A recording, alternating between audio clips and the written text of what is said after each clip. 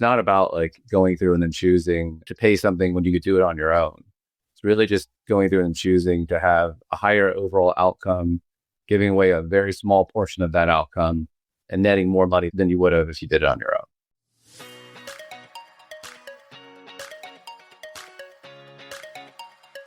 Welcome to Business Refocused, a podcast about the people, decisions, and strategies behind building a successful business. Each week, we talk with leaders and operators about what they're learning, what's working, and the challenges that come with growth. I'm Lindsay Sexton, and I'm happy to introduce you to my co-host, who just so happens to be my mom, Carey Wallace. Let's get into it. Hey, Mom, how's it going? I am having a fantastic start to the day. I will tell you, after like 9 straight weeks of travel, waking up in my own house, being in my own office, looking out my own view, I'm not going to lie. It's pretty nice, Lindsay. Like, this is the way I want to start every week. That's the goal, my friend. That's my goal. Well, I feel like we have to maybe say no to some travel then if you'd like to do that. And I don't know that you'd like to say no to travel. So I'm not sure how that's going to work for you. Yeah, I love that you just bring me right back down to reality. Isn't that great? Can't you just say, we're happy to have you home? That would be the nicest thing to say. Happy to have you home. Nice. I am actually really excited though.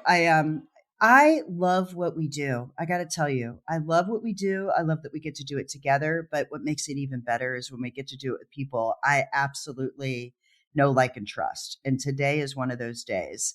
I'm super excited to welcome 2 really good friends and 2 amazing people, Mike Almberg and Max Olson of Legacy Advisors. Thanks for joining us today. Thank you, Carey. Thank you, Lindsay. It's great to see you both. Yeah, last time I saw both of you in person, it was not the best weather day. And we decided to go on a boat where my husband massively got you soaked in a rough waters of Hilton Head. So I don't know, man. I don't know that is the best thing in the world. Maybe I can get you to come to Charleston and we'll try a redo on that one. What do you think? That's an easy pitch, Carey. We'll be there. I was looking for like a water theme park type event. So I got it. So we're good. So funny. My husband says all the time, man, they were really good sports in that day. I'm like, yeah, they really were, because we definitely soaked them. It's pretty funny. It's almost like a hazing, right? So anyway, but it's great to see both of you. I hope you guys are doing well. And I'd love to just hear you guys say, how are things going? How are things going in the market? And then I'd love to dive in a couple questions, if you don't mind. Yeah, absolutely. Mike, I can start and then you can kind of fill in. Yeah, sounds great. How are we doing? Great. We are now a little bit over three years since our first transaction closed. We've done 49 since then. We've built out a pretty fantastic team. So I feel like every day our process is getting better and better. It's really fun going through and then doing it. It's a special moment in time for people's lives. And I think we're doing it right, the right way. We're building it the right way. And I'm proud of what we're going through and then building. And it's been a blast so far. Yeah, I agree with everything Max said. It's super rewarding. I mean, Carey and Lindsay, we've talked about this in the past. Like, you know, when you work with a family-owned business, we've had some clients that have, you know, they're on 3rd generation, over 100-year-old agencies. It's really special kind of being a part of that for them and knowing that you got them a better deal than they'd get otherwise, setting up their kids and their grandkids. It's super rewarding. I don't know how else to say it. It's hard for sure, but it's a lot of fun.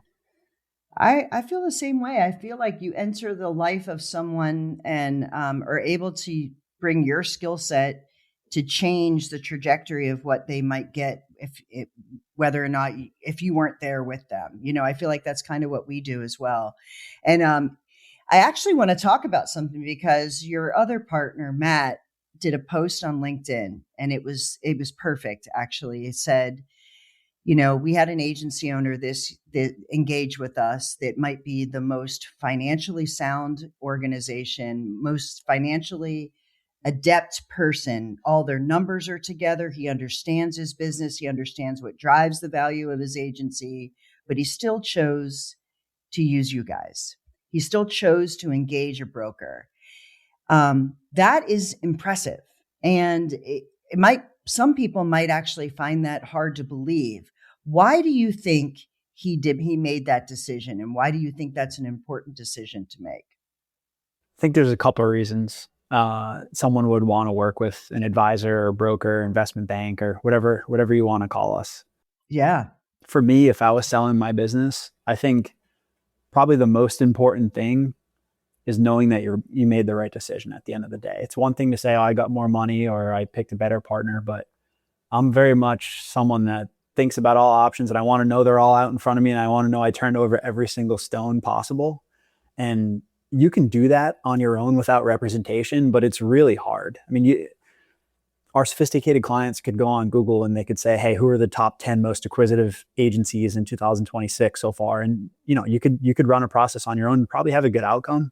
But to really look at the 60 or 70 backed, PE backed agencies that are out there and get a feel for them and make the right decision while you're running the business, I think it's almost impossible to carve out that time to do that and make the headspace to do that. So for me, I tend to lean more towards I'm confident that I made the right decision. There's the did I make was this as lucrative as possible for me when I sold my business? That's a huge important factor to it too. But to me, I see a lot of value in just knowing that you made the right call and you talked to all the right people at the end of the day.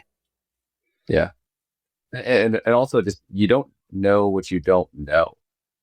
So that's a big part of it. It's like, are the adjustments that I think are fair? Would everyone else believe that they're fair? If I went through and then approached 20 buyers, should I approach 22 and one of the last two would have been the one that would have given me 10% more?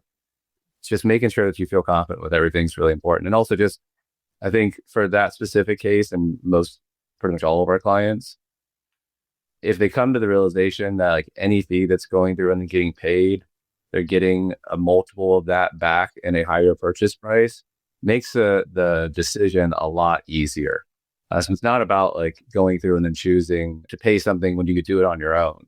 It's really just going through and choosing to have a higher overall outcome, giving away a very small portion of that outcome and netting more money than you would have if you did it on your own, while feeling more confident about it. Yeah. Well, Max, I know you've been through the process. So, I mean, you both said things. Number one, it's a big volume of work to do, number one. And you're trying to do it while you're running your business and want to be running it at its peak. But talk to me, Max, about the emotional roller coaster of weighing all these options while you're trying to do that. I mean, even from your own perspective of when you sold your agency, I mean, where does that factor into this whole thing?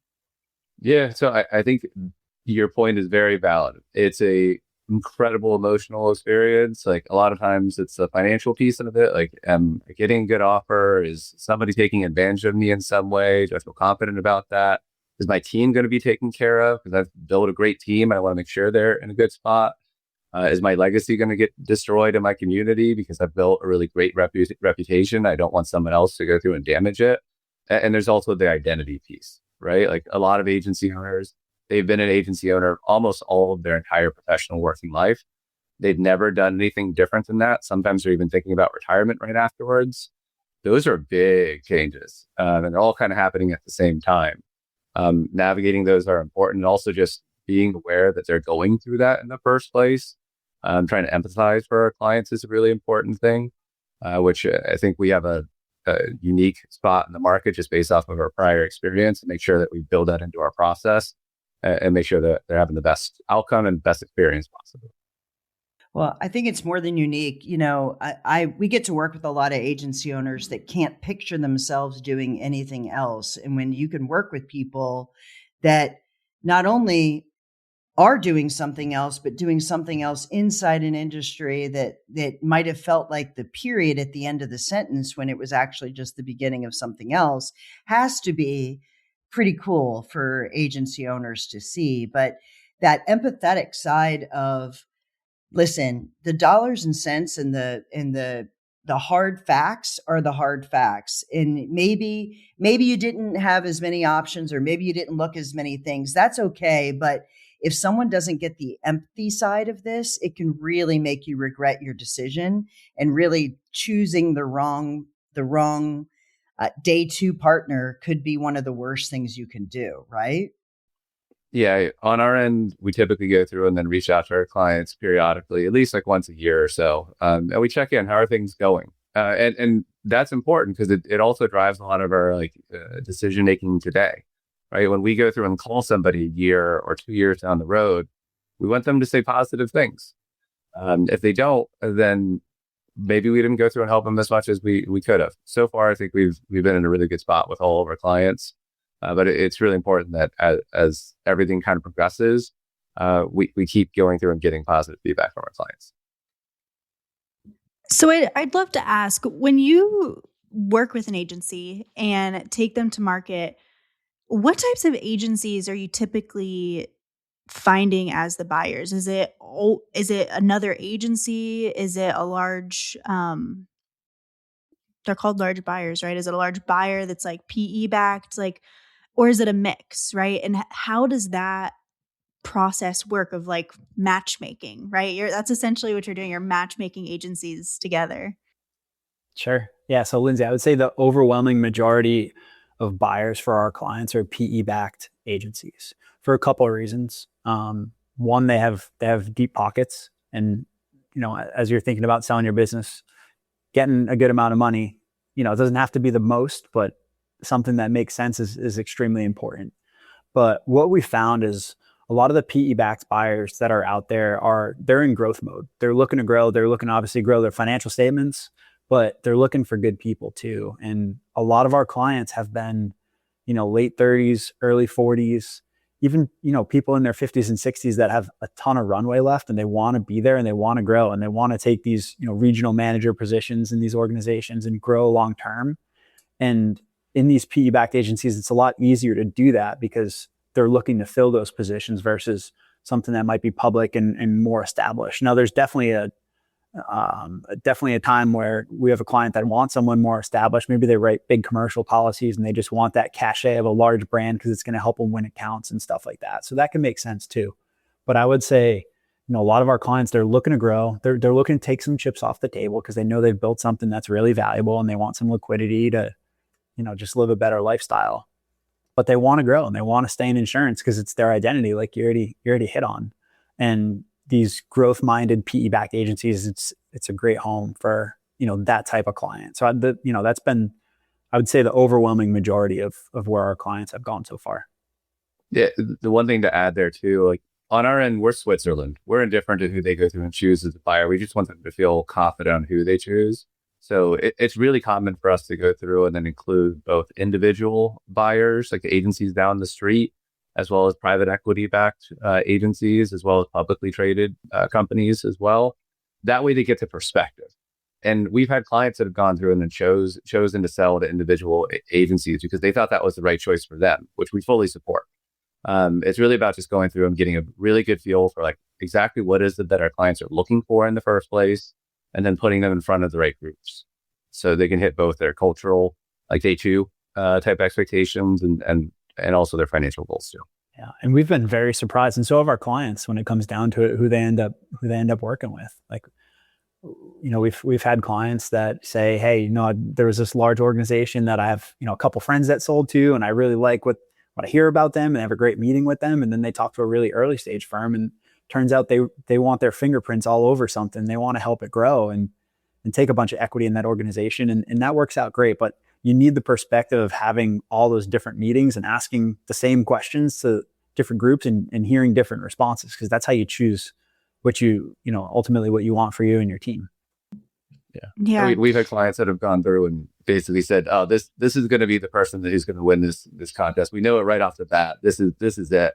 And then as they go through the process, they learn other opportunities. And like, I didn't know this existed. Yeah. This is actually a lot better than what I was originally thinking. And I would have been happy there, but I'm ecstatic about this other opportunity. That's always fun to see. It very rarely happens when the one they think, they want to choose coming in ends up being that group. Sometimes it does. Do you guys have like a special number of buyers that you recommend someone talk to just so they can learn the market through the process? I think what the smallest amount of groups that we've gone to for a client was 3, because they were hyper focused. They knew exactly what they wanted. And if they didn't get that on the cultural side, nothing else mattered. The highest has been well into like the high 20s. We have one now that basically will probably go through and then reach out to over 40 different groups. Usually we'll curate it down a fair amount. Again, like we try to figure out what do they want first, and we want to make sure that we're not wasting their time. They're not wasting their own time either. Same for the buyers, not just the client. Like we don't want to waste the buyer's time, but we need to make sure that our client gets a good enough feel for what's out there. And the competitive dynamic obviously is huge. You need a couple people at the table. Ideally, you have a couple great offers, and then you can go back to your favorite one. Yeah. So I would assume if you're talking to 3 buyers versus 20 to maybe even 40 buyers, the timeline from contacting you guys in order to help to actually selling your agency probably differs quite a bit. Would that be correct? It can. It's not as big of a difference as you'd expect, though. Oh, really? I think the fastest anyone's gone through from like the time that they said, yes, let's go through and then go to market to the time that they closed was exactly 4 months, or maybe 4 months and a day. It can go longer than that. Most of the time that basically lengthens the process is the time where they're going through and they know what their agency is worth now because we went through a valuation with them, but they don't know what they're going to do next. And sometimes that's like a few days where they say, this makes sense, let's move forward. Other times they're doing the introspection and figuring out like, could I go through and then do something else? Could I retire? Is this the right time? We never want anyone to feel rushed at all through that process. It's obviously a really big decision. So that's where like we had one client that we met in October of 2023 that closed this last April. And this last April was the right time for them to go through and close. Last October wasn't the right time for them to go through and look at things. So we're just happy that they got the right outcome.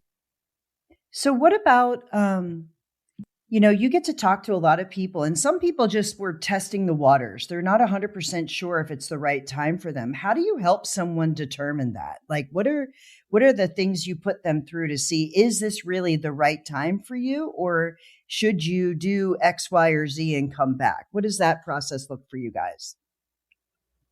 So typically when we meet agency owners, we just talk to them. We get to, get a feel for who they are and what they like to do in their business and what they don't like to do. And potentially, why are they even exploring this idea? And then from there, if they want to hear from us, we love educating people on what the process would look like, both with us, but just in general, if you're going to sell your business. So we typically walk them through kind of what the process would look like. And like Max said, it typically starts with evaluation, right? Because if you don't know what your starting point is, then how do you know if now's the time, or you have to grow for a few more years, or maybe you'd be ecstatic with the valuation that you had 5 years ago, and you're definitely ready to move forward. So we start by giving them a range of what we think a buyer would pay if they were to go to market. And then we kind of take it from there. Do you have certain things that if this exists, they're just not ready and they need, like, is there a list of things that would cause someone to say, you probably need to hit the pause button and maybe now's not the time? Or maybe there aren't, but if you could give an idea, because I would love for the listeners to know, like, hey, I'm thinking about this, but are there things I could do to prepare myself to be more ready for this process? What advice would you give? I could touch on that real quick. So I think understanding what your levers are that you can pull is really, really important. Usually at the end of the evaluation process, somebody knows what those levers are. And they could be different in different circumstances. If you've got 5 offices and realistically you only need 2 of them, that's not something that we can just financially engineer away and then you're getting all of the credit for it. If another agency down the street that the 2 of you combine and you get like a lift on commissions with a certain carrier, that's something that maybe you'd want to go through and look at doing. If your revenue per employee is a lot lower than where it should be, then maybe it's something that you grow another year or sometimes only 6 months, and then just don't hire anyone new, and then you get to where you want to go through and get to. So a lot of it's basically just going through and then just giving them the knowledge and just even the knowledge of what is your agency worth today? because that drives a lot of it. Some people think their agency is worth $6 million. We had one like last week. They thought their agency would have been worth like $6 to $7 million, and it's realistically worth 12 to 13. They didn't really anticipate going to market anytime soon, but now they're considering it. Whether they do or not, that's up to them. And we have others that basically have a completely different valuation expectation. Like we've had it where people think it's 10 times, but it's 10 times revenue. It's like, that's not what it is. So if you're trying to get to a certain target, like you're going to have to grow into it. And like, this is how you go through and then do it. And this is what the timeline would look like if you did. Oh, Max. Yeah. They're in different positions too. Like I would say most of our clients have had really, really good businesses, and they weren't forced to have a fire sale, and they have time to get out ahead and make changes and plan and do all the right stuff.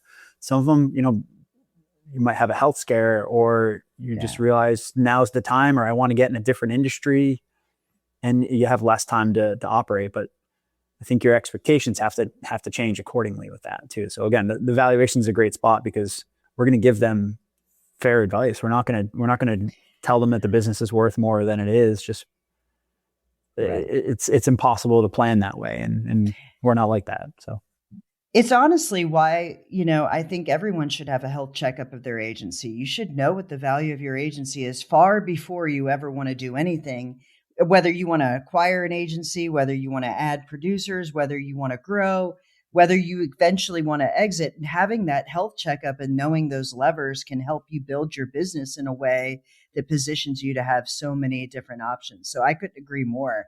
And knowing the levers and understanding the levers, I think, is super critical, because just getting the number without someone explaining to you what could happen to those numbers if you pulled a certain lever is not the same as actually understanding what those levers do. So that's part of the process, I assume. Yeah. Yeah, absolutely. And sometimes, we're talking massive differences. Like you do these certain things, wait a year, and your business is worth 60% more than it is today. Like anyone would be foolish to go through and sell at that point in time, unless there was something like a health issue or something like that. So let me ask you a question, because you guys have been doing this during a time where the market shifted a bit. So we were in a soft market. We went to a hard market. It's starting to soften. We have AI, making everybody think about how we're going to do the work. What do you guys see happening in the marketplace right now as a result of moving from a hard to a soft, or the surge of AI? Do you see anything tangible? And I'd love to hear your thoughts on that. I'd say on the hard market versus soft market, yes, you're absolutely right. I think depending on the specific geography, it can be more or less. And we've had a couple clients that were either focused on big coastal buildings and stuff like that, where we've seen it even more so. I would take those as kind of one-off cases. Like that's a specific risk. It's going to be underwritten accordingly. I would say in general, I'd say the valuations are still really, really good. I know interest rates are higher now than they were during COVID when money was free, but they're still relatively pretty good. And valuations are really high. I would say for commercial lines focused agencies, they're as high as we've ever seen them. For good businesses that have some scale and have good leadership and they're growing, they're fantastic. I would say there's been a little bit of a pullback on the personal line side. AI is driving a lot of that, Carey. You're absolutely right. I have no idea what AI's role in personal lines insurance is going to look like 5-10 years from now.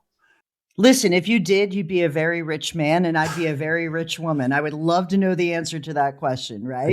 Agreed. I know it is definitely causing some pause from certain buyers. And I would, there's call it 1 to 2 turns of EBITDA different, versus a personal lines, from a personal lines versus commercial lines insurance agency. I would say right now, all else being equal. So hang on, let me just translate that. So if an agency is commanding, let's say 12 times EBITDA, a commercial lines agency, same makeup, same risk, same whatever, they're commanding 12 times. A personal lines heavy would be commanding somewhere between a 10 to 11 times. Is that what you're saying? Yeah, probably closer to 10. That'd be fair. And the other piece there too is there's a lot of buyers that have been really acquisitive on the personal line side that have just said, hey, we're going to pause. If it's not, at least 50-50 commercial personal line split, we're just, we're trying to acquire more commercial lines business at this point. So they've just stepped back completely. So have you had agents come to you that are over the 50-50 mark? Let's say they're 70-30 and your advice is go build your commercial so you would be able to command a higher price. Is that something you see will be in the future or is happening right now? That's a long-term play. If you've got a couple $1 million of revenue and it's mostly personal lines, for you to get a couple $1 million of revenue that's commercial lines, that's changing your people, that's changing your marketing, that's changing everything. Just because somebody doesn't go through and then have like a high commercial lines percentage of their book, it doesn't mean that they can't go through and have a fantastic outcome. It just is different than what it would be than commercial lines. But it's also a lot better than if they were a non-standard auto agency too. And their EBITDA multiples are still much better than most other industries. So if they're 45% commercial lines, like, could it make sense to hold off and get that number up a little bit or do a tuck-in acquisition for a smaller commercial book? Yes. It's more if somebody basically comes to us and they say like, hey, I'm 5 or 10 years out. Like, what would you do if you were me? That's when that makes total sense. Like, invest in commercial lines. There's going to be more value there. Yeah. It's funny. This topic itself was such a hot topic at a recent mastermind that we were at, because there's a whole group of people thinking about, I can see in the next 6 to 10 years that I might be ready to, and I'm trying to think strategically, how do I build my business to have as many options as possible? But we're sitting in a time where it's so uncertain. Like, we got the first indicator of it's possible that personal lines might take a couple turns, and we don't know. It could be at the end of the year, they're commanding the same multiples as they are today, but it was the first indicator that things might be shifting. So it's an interesting business to be in, no question about it. The headline is these agencies are still very, very valuable, and it's one of probably your most valuable assets if you're an agency owner. Going back to that LinkedIn, message, thinking about doing it on your own to me seems super overwhelming. And I think, oftentimes we get to talk to agencies that have a lot of regrets. And I never hear the regret being that you went too fast or you did, I always think it's what you didn't do, not what you did do. So I'd love to hear your advice. If someone is out there and they're thinking about that, what advice would you give to each of those owners on how they chart their path forward and think about the future of their agency? Mike, I'm going to start with you. Sure. Again, we're super educational. We like doing it, and I think it's the right way to do it. So yeah, the valuation's one piece. That answers a lot of questions. Even if someone doesn't say like, oh, I don't care about the financial outcome, like that comes out in the valuation, and that's okay. But there's a lot of questions when you're thinking about just who's the right partner for my business. One thing I think we do a really good job at is preparing our clients for the conversations with the buyers. Not that they have anything to hide, more so that they can get a really good feel for who they'd want to work with. Like, how, what do you do with branding? When you change the agency management system? How would this work for, how would servicing look to my clients? They're used to this currently. What would it look like inside of your infrastructure? So I think it's really just talking through the entire process in detail many times throughout our engagement, and just making sure they know how things are going to play out as best as we possibly can, and make sure they have all the cards out, in front of them. It's super important. How about you, Max? What advice would you give to someone if they're thinking about this? Like, how should they be weighing how they move forward? So a lot of it's just tied to, like, what are they looking to go through and then get? So oftentimes there's somebody, so in my case, for example, like, what drove my decision to go through and then sell? I knew that if I sold my agency, my family would be set financially, and we would be good. Like, things could get better, a little bit worse. Like, it's fine. But, like, we'd be fine. If I didn't sell the agency, The answer is probably we would be fine, but it wasn't definitely anymore. Just based off certain risks, etc. So like, that's what was important to me, but that's can be different for other people. I think no matter what, whether they use like an M&A advisor or they don't, which we suggest that people do, whether it's us or somebody else, they should have a competitive process. They should go through and meet multiple buyers. When we reference like the 3 example, like that's kind of minimum. It should be more than that in most scenarios, especially if you don't have the context of like how the different buyers would work after the close, if they're competitive for your type of mix of personal lines versus commercial, etc. So having a competitive process, getting really educated, doing reference checks. What is it like afterwards for the people that actually went through and then sold? Because that might be different than what the guy that's selling you to come over to them may say it is, or guy or girl. So I think as much education as you can go through and have, it's really helpful. It's the biggest point in someone's life financially, most of the time. So like every hour that's spent, it's worth it. Yeah. Yeah. Well, let's talk about that. I have one more question. On your average engagement, how many hours does your team spend on that agency's process? I can ask that because I actually had an inside look on this. So I would love for you guys to tell me how many hours of time do you think it takes to get someone from the beginning to the end successfully? Do you guys know the number? I have no idea. I can tell you some deals take 3 or 4 times as much. Oh, wow. For a lot of reasons, but there's a lot of variability. I would say collectively between all of our team members, probably over 1,000. Into the hundreds. Yeah, into the hundreds, like high hundreds at a minimum. And then a lot of them are well over 1,000. Yeah. And maybe, it's because you guys you guys take great care. You're on every single call. You're doing a debrief on every single call. You're walking them through due diligence. Like it's a different kind of engagement. And I think it's a very personal engagement. And why it varies is because the clients vary, what they need and what their process is. When you were talking earlier, Max, I was thinking to myself, one of the biggest mistakes that an agency owner can make is only talking to one. Like they pick up the phone, they're having a bad day, someone calls them and says, "Hey, I'd like to buy your agency." And that's the only person they engage with through the entire process. What a miss, right?